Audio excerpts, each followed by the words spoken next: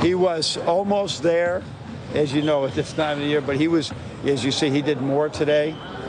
And he was going to see how he felt afterward. We were going to see how he felt afterwards. But, you know, as I said yesterday, he got so much work in, almost everything, not everything, but half the stuff we're doing right now is for Jetty, Deli, Kevin, right, who came in last Wednesday and Thursday. And that's when we, Darius, then we gave Darius the weekend, Darius and all the freshmen the weekend off. A lot of people talking about Darius, and obviously Dylan can't go right now. With Kevin, I feel like we haven't talked about Kevin Porter too much. Yeah. What are you liking about his attitude and the way that he's impacted things in practice? His, particularly over the last couple of weeks when he's been with us almost since we started training camp. He's made great jumps right now in just his efficiency, his footwork, his shooting, everything. And because he's got great natural talent. And now we just got to let him soar with those strengths while we continue to make him a more efficient player. With the shot, is it more mechanics that he needs to be working on? Yeah. He's got the ball with the stripe on it out there. When he shoots it with good rotation, it has a much better chance of going in.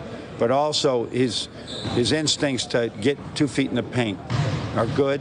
And at the same time, if he gets off the ball more, he's got better chance of getting 2 feet in the paint.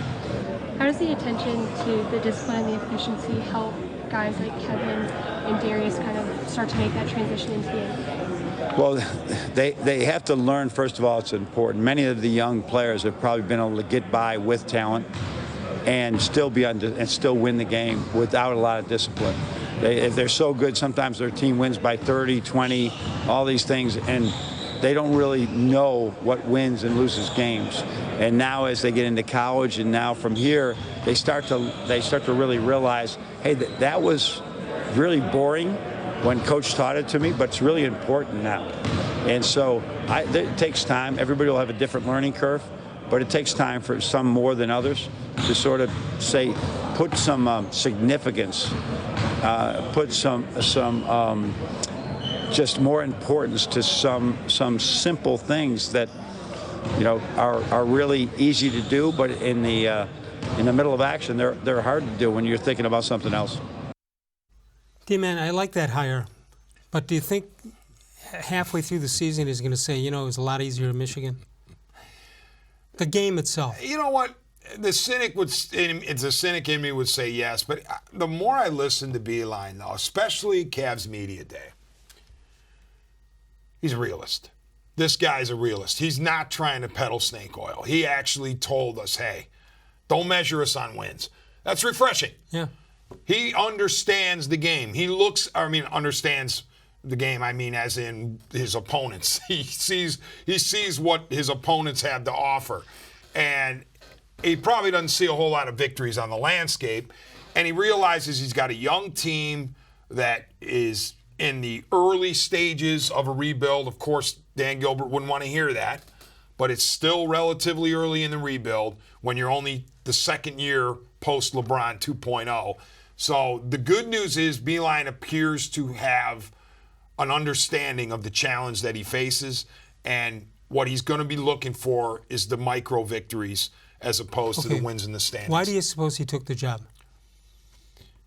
Just the challenge? It certainly wasn't the money. I'm sure money is the same. Money is a wash. Yeah, I'm sure Michigan would have kicked in even more if they needed to. So it's not the cash. I think what it boiled down to for Beilein is he probably had an itch to coach in the NFL that he never really scratched. Excuse me, NBA, that he never really scratched. And here came an opportunity, and Gilbert came calling, or Altman, or whatever combination you want to believe. And it was, you know what? Let's take a shot at it. And Beilein knew he was going into a system or into an organization that wasn't expected to win right away. So he could do what he's best at, which is teaching the youngsters. Right. It's not like he was going into coach, the Lakers. No, but as opposed to, Frank Vogel, and you got to win now with veteran guys, and you've never coached in the NBA. Don't you think, however, that because of the influx of young guys in the NFL, that That's no longer the key factor here. In other words, the Krzyzewskis and all the other college coaches, aren't they deemed to be the cream of the crop in coaching, as opposed to some of the pro coaches, the pro head coaches? Sure. So your point is that the great college head coach can translate into the NBA. Yes. Because of specifically because he's handling young kids out of the gate anyway. The Brad Stevens type. I do think, though, that Beilein is realistically, chronologically, at an age where he's never going to be viewed as an up-and-coming star in the NBA coaching ranks. And he better get it done here because he's not going to have another place to do it. True, but I think that gives him a certain level of comfort in that he knows where he is age-wise, and he's not going to be given forever to get this team looking good, and nor would he want that as his latitude. He's saying don't look at the wins, but let's look at the wins anyway. What would you place as the over-under? I mean, what were they last year? 19-63 when they came out. Remember training camp? We're going to compete for the 8th spot. I was like, really? And they could claim some injuries, to Love. I'm still not a Love believer. Sorry, I guess I'll have to apologize. Doesn't for Beilein that, need him though to lean on him a little bit? Well, I mean, yeah. If you're going to keep him, you need him on the court, and he needs to be good. He needs to be the all-star caliber Kevin Love that you expect him to be. There are pieces on this team, intriguing pieces. Jordan-Clarkson is a guy that you probably might not be here the rest of the year, but while he's here, you figure he's going to do what he does. You still got Tristan who can get rebounds for you. You got Thompson who can do some dirty work. Love has all-star on his resume. I like Larry-Nance-Jr.'s potential. And of course, you have the mighty mites in the backcourt, the 6'2" guards in Sexton and Garland now. So you have intriguing pieces. You have reasons to watch.